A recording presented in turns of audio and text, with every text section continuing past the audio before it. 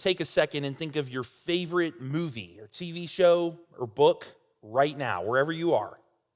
You got it in your head? All right, now I want you to take a moment and think about why you love whatever it is you're thinking of as much as you do. Maybe your favorite show or book is hilarious and you crack up every time you read or watch it.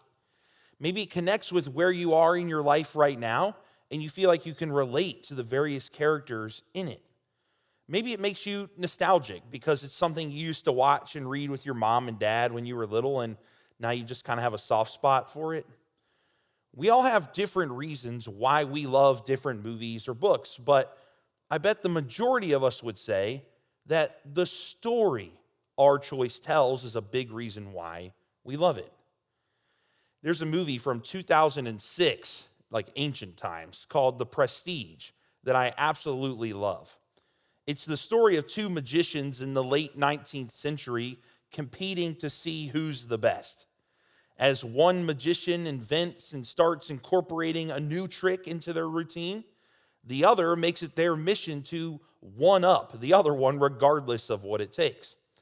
Now, if you haven't seen the movie, which I assume is most of you, you could easily mistake it as a lighthearted, friendly style competition that culminates in these guys just getting along and being BFFs by the end. We're so much better together. But the exact opposite really happens. This magician movie is a gritty pseudo sci-fi film that pits these two guys against each other. And as time goes on, in their effort to win, they get increasingly more risky and start pushing the moral boundary. In the end, technically one magician comes out on top, but that's really not a fair way to say it, because what really happens is their pride, ego, and hubris lead them to do unspeakable things to each other and people they love. And by the time the credits roll, both magicians have left a path of total destruction behind them. Their relationships, their reputations, and their lives, they're totally destroyed. Through an expertly crafted story, it's not hard to see that this movie really isn't about magicians and magic tricks. It's about the dangers of envy and pride, jealousy and ego, and how letting them be the motivation for how you act and the decisions you make, it's only ever going to lead to destruction. It's a cautionary tale meant to help the viewer realize that life led by these motivators is really no life at all. And in the end, this is what most stories try to do, right? Teach us a lesson about our real lives in a creative, engaging way. Sometimes it's a fictitious, cautionary one like The Prestige. Other times it's a feel-good one meant to inspire us to find our potential. I mean, think about it. The plot of almost every Disney movie revolves around this idea, no? Frozen, The Lion King, Aladdin, Moana, Up, Toy Story, The Little Mermaid, Beauty and the Beast. Somewhere in every one of these is the lesson that you have the potential to be more than you think you can be. But the point is this: almost every story, real or not real, tries to provide some real-world application meant to inspire us or challenge us, warn us, encourage us, and more. And the Bible is no different. As you'll see today, the Bible is, in a lot of ways, a collection of stories meant to tell us who God is, what God cares about, and how we're supposed to relate or live with Him.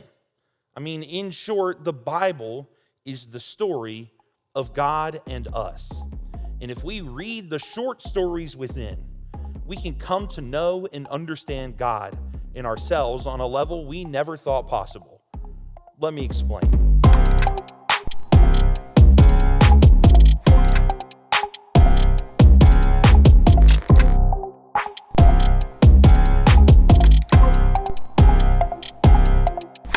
In order to do this, I have to give you some slight background on the Bible and how it's structured first.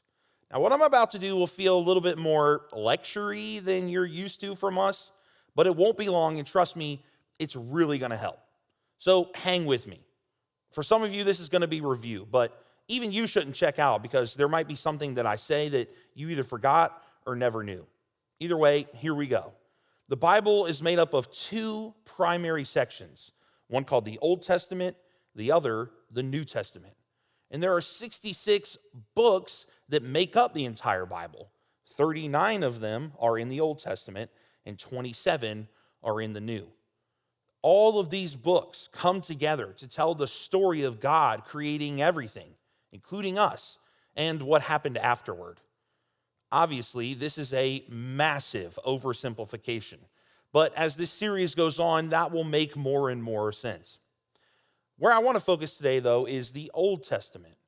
Now, around here, you're used to hearing and reading mostly the New Testament, and that's fantastic. Jesus' life-saving mission in the church it spawned are the subject of the New Testament, and we're going to get to that in a later week. But the Old Testament is about everything that happened before Jesus was on earth. It begins with God creating everything and ends with God's chosen people, the Israelites, waiting and hoping for a Messiah that the prophets have been talking about. You still with me? Okay, you got this. There's one last thing I want to mention before I really get into the parts of the Old Testament that'll be our focus for today, though.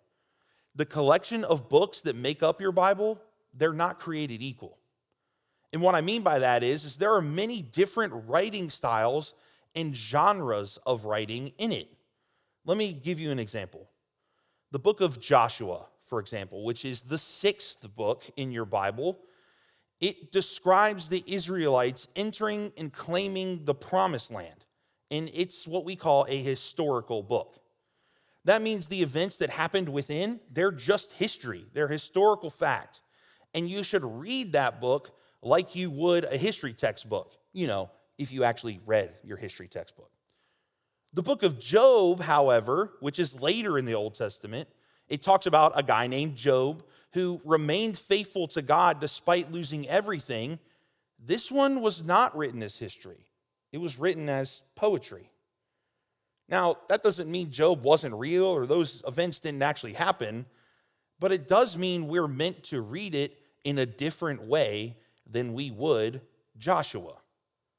Job is using the story of a man and his experience to tell us something about our experience too.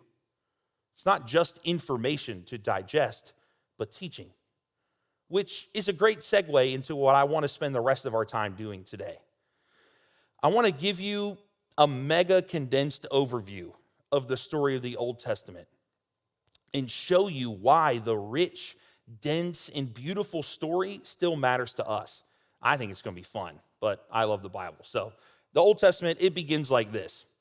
In the beginning, God created the heavens and the earth. Now the earth was formless and empty. Darkness was over the surface of the deep, and the Spirit of God was hovering over the waters. And God said, "Let there be light," and there was light. The first few chapters of Genesis tell the story of how God created everything. This is the first book in your Bible.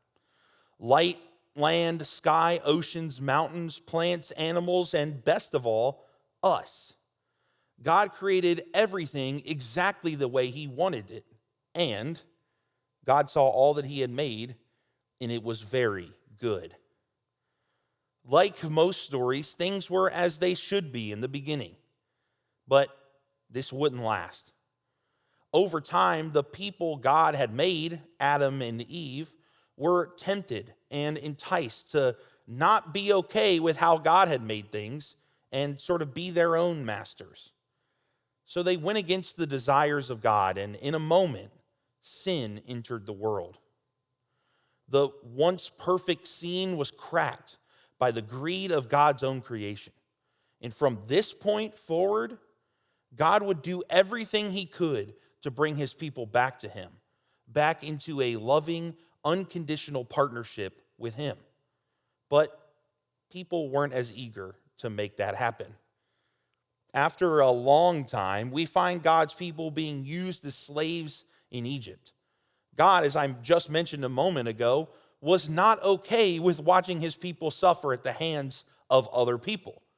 So he used a man named Moses to stand up to Pharaoh, telling him, "I have promised to bring you up out of your misery in Egypt into a land flowing with milk and honey." This land was the promised land, and I'll get to that in just a moment. Moses actually does this, and flanked by millions of his countrymen and women, they leave Egypt and head toward the land God promised. Unfortunately, their disbelief and distrust in God gets in the way again, and they're forced to wander the desert for 40 years. They're demoralized, defeated, and lost.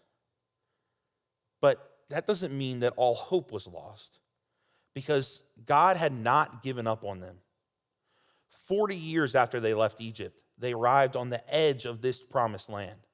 And through God's provision and a leader named Joshua, who I mentioned earlier, they win battle after battle, victory after victory, and are finally able to establish themselves as a nation, Israel, a land of grateful people completely devoted to God. For a while, anyway. Despite all that God had done for them up to this point, the Israelites grew tired, lazy, and forgetful. After Joshua's generation died, another generation grew up who did not acknowledge the Lord or remember the mighty things he had done for Israel. The Israelites did evil in the Lord's sight and served other gods. They abandoned the Lord, the God of their ancestors, who had brought them out of Egypt. They went after other gods, worshiping the gods of the people around them, and they angered the Lord. This is beginning to sound a little bit like a broken record, right? God's people had forgotten what God had done for them up to this point, and without the constant reminders that they were only there because of God, they abandoned him again, just like they did after Egypt, just like Adam and Eve did before. God is angry because how could he not be? How is this going to continue to happen over and over again? But this didn't stop him from doing what he had always done.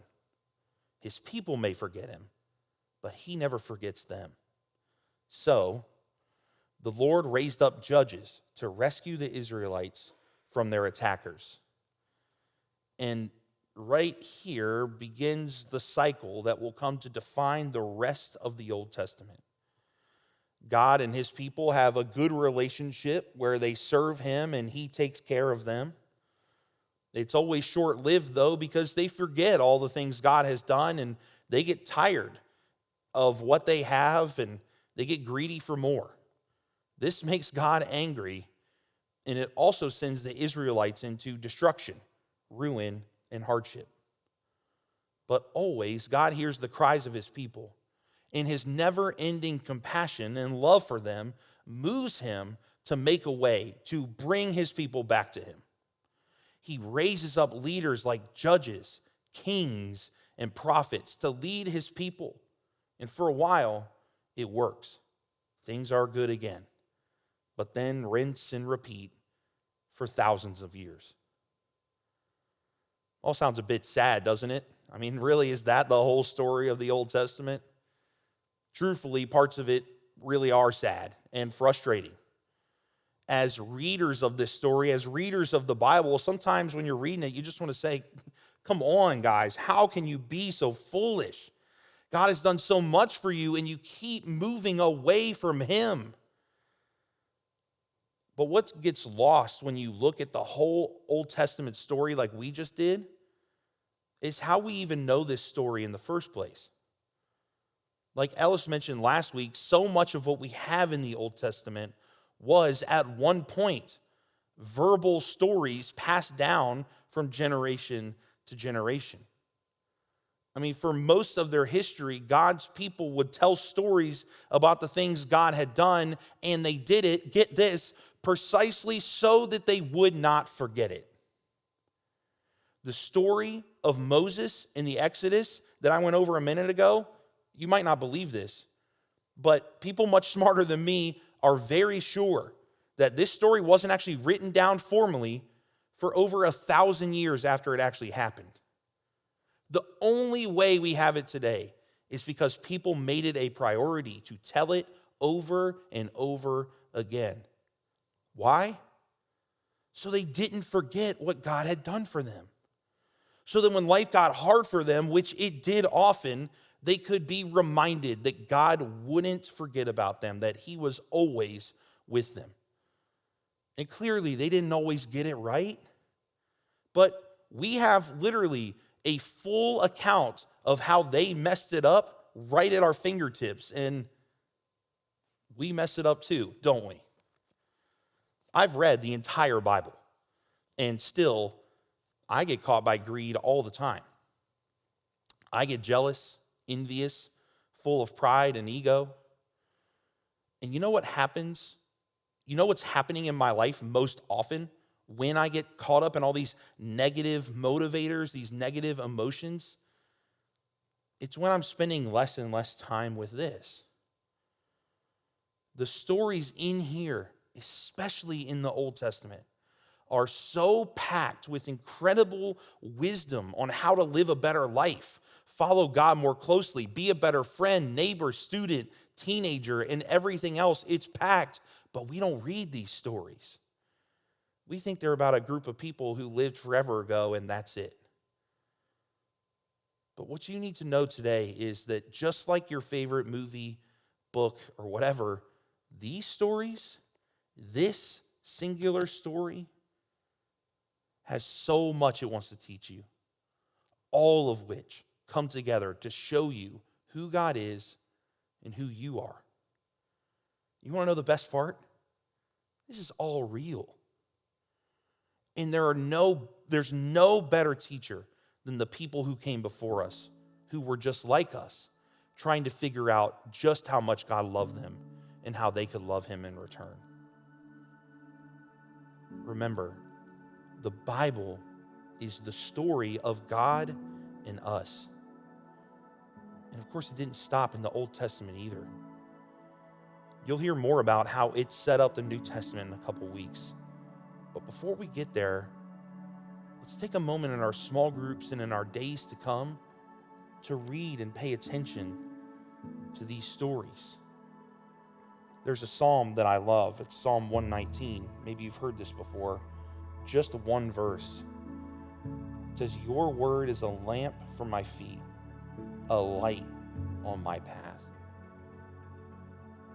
Let these words, these stories, the struggles of these people teach you things about life, God, and yourself that you never knew before. And watch as the stories begin to form you into the person God made you to be in the beginning. Very good.